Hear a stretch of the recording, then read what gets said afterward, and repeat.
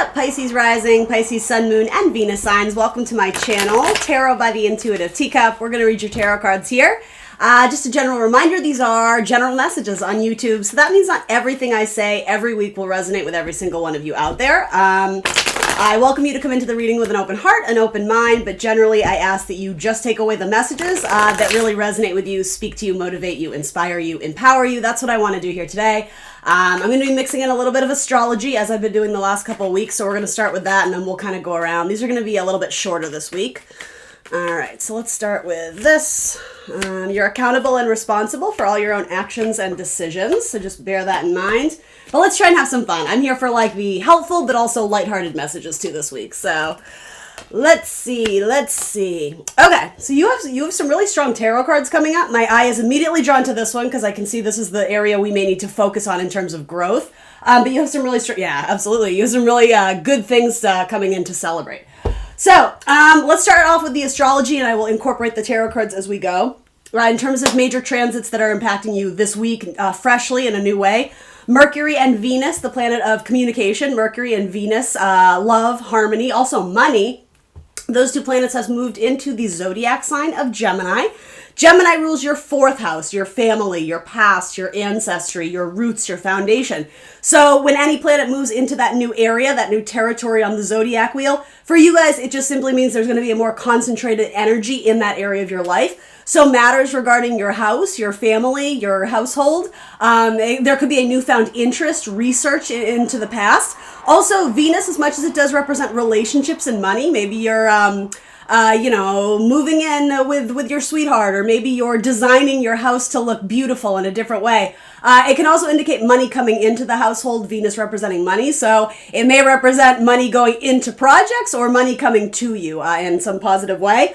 With the tarot card strength showing up there, this has a very strong connection to Leo, as well as sexuality. So for a lot of you, Venus transiting this house may indicate love, like romantic love in some positive way. If not, if you're living with a Leo, if mom or dad is a Leo, there could just be a stronger connection, forging a new bond as those planets transit that sign. Mercury can just indicate a lot more communication in that area. Mercury is very tied to our thoughts, our intelligence, our speech, our writing is technology, things of that sort. So nothing too bad. I think this area is going to be more profound towards the end or later end of the month. We're having what's called eclipse season. Eclipse season is like supermoons only times 10. It's like supermoon on steroids. So there's going to be a lunar eclipse towards the end of the month, and then I believe in early June there's going to be the solar eclipse in Gemini. So that same area of your life, big changes there. Eclipse are sort of not always the most comfortable energy, but if you are so desperately looking for some change and I'm even going to say upheaval in your life in a positive way where you can, learn and grow from it, it's coming for you, baby. It's coming, Pisces rising, especially for you in your fourth house, your private life, your home, as well as in your 10th house. So that's where that lunar eclipse on, I think, May 26th is going to take place. We're going to talk about that later because I do weekly videos, so I don't want to focus on it too much. But essentially, the North Node and the South Node are sitting in those houses for you. So North Node is almost a point of destiny, something you're meant to move towards, sitting in your fourth house, right? Maybe a connection to your past, your ancestors, your spirit guides, something like that. And also the South Node being in your 10th house of career and public image. In theory, it could represent the idea of something that is very much a word associated with the South Node is loss, but that doesn't have to be a negative thing. It could be that the universe is pulling you away from something that was never meant to be yours. So as I say, it's really about, your perspective on it. If I tell you, there's going to be a big loss in your career, that scares you guys, right? It's not supposed to do that. That's not the point of astrology. The point of astrology is to sort of utilize the planets to the best of your ability and take advantage of it. It's like the universe is trying to have a conversation with you. So if you throw up the walls of fear, you're not going to be open to receiving those messages. Use it for your best and highest good, right? Anyway, let's jump here. I like this card. I think with the transit of Mercury and Venus, something good will come of this. And again, it feels more romantic, to be honest with you. Possibly it has very much to do with a Gemini. It doesn't have to, or a Leo for that matter. So let's talk about this. Your third house of communications, daily rituals, your siblings, extended family. This is like a brutal ending, or if it's not an ending, it just indicates something that it's kind of run its course. It's sort of burnt out. If you are having a non-compatible relationship with a sibling, or very likely conversations falling on deaf ears, it's like no matter what you say or do, it's just not reaching them and it's becoming a point of aggravation or frustration. Again, these are weekly readings. This might be saying, pick your battles, choose your timeline better. It could be that some energy in that area of your house, sending out messages and again, not being well received or being ignored entirely.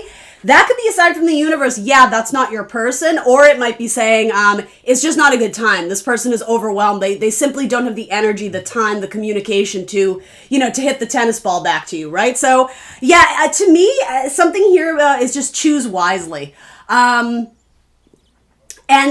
something about don't poke the bear. If a conversation is very one-sided or you just feel like something's coming at you and it's a source of aggravation or depression or heavy-heartedness, maybe it would be best to revisit it later, or if you have the power to cut ties entirely. This is not like the most easiest energy to deal with, and I do want to indicate, just to give you guys a little bit more background, usually this is something that has been building up for quite a long time. This isn't something that would just happen overnight. 10 of Swords. Very rarely anyways, unless, the shocking truth is revealed that this person's been cheating on you for, but even then, it would have been happening for years at a time and you just came to know about it. So again, that's going to give you an indication if that's your message at all, right? Something that it's been building up over a long time and you just kind of, you're tapped out. You got nothing left to give to the situation. And in a way, the universe is like, you have my blessing to end this. Because why are we doing this? It's not doing anyone. It's doing you a disservice, Pisces, or possibly the other person. So interestingly enough, that's where this new moon is going to be in a few short days. So new moons are really beautiful. The new moon will be in Taurus, which is happening in this house. So maybe because new moons do represent sort of new manifestations and the starting of something new, especially regarding that area of your life, possibly siblings, communications, daily habits and rituals, a lot to do with like sales and business, local travel. If something ended, maybe the new moon coming through this area of your life is saying, yeah, so we can focus on something better now. It's time to do something new. So this, again, long time coming. When you release something, the new moon gives you the opportunity, the blessing to start manifesting and putting time and effort and energy into something that you're more emotionally connected to, right? The moon has a lot to do with our emotions and our feelings, right? This could just represent hurt feelings with some matter of or area in your life. And again, the new moon coming there, I think that it's time to start anew. I think it's time to start fresh. The sun is also in this house right now. So anywhere the sun is in your birth chart, it's like putting a spotlight on that area because something here is requiring your attention. And I just get for the longest time, either you didn't see it or you just weren't wanting to acknowledge it. And again, don't shoot the messenger. I'm here to help.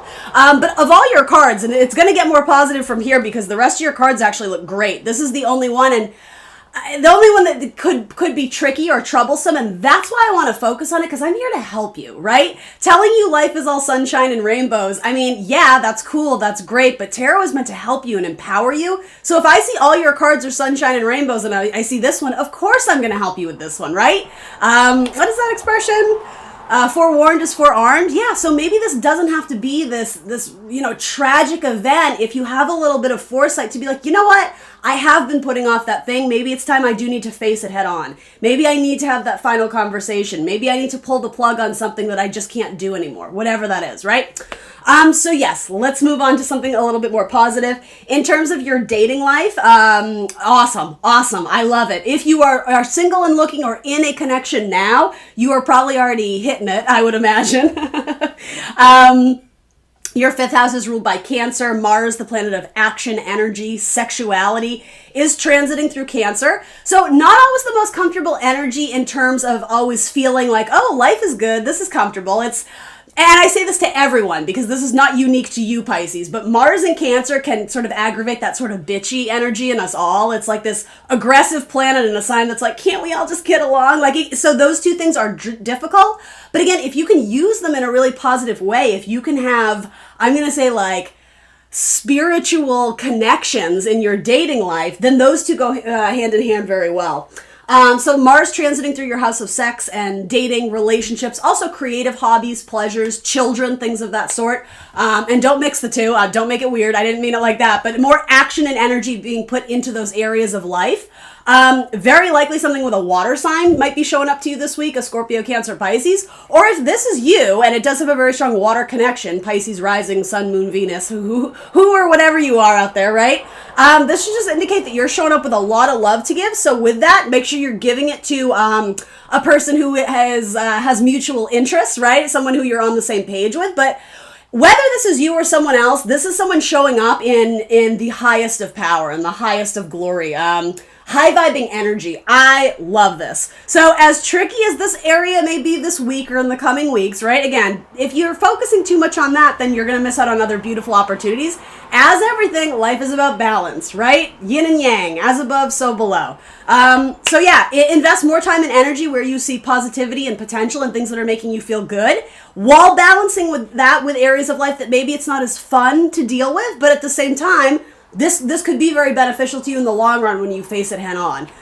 Taurus, the bull, right? Stubbornness. This could be an issue where it's two people who won't give. It's very fixed, a fixed energy. If two people are dealing with each other and no one's giving a little bit, well, yeah, that's going to be incredibly frustrating. So with the sun in Taurus, it's saying we need to focus on that and kind of, I would say, clean out the closet. It's time to be done with this once and for all, or to fix it in a very transformational way. Fix it in a way that you've never attempted before. Anyway, all right. I love the King of Cups showing up in your house of dating. If you're in a long-term committed partnership, you guys may just simply have choices and decisions to make this week about where you're going to travel to for some of you, where you're going to look at land or buy property. In fact, I'm going to throw a clarifier on that. This is a great card. I like it very much. The Lord of Dominion. He's looking over the kingdom, the castle. But with the two, it just indicates choices, decisions.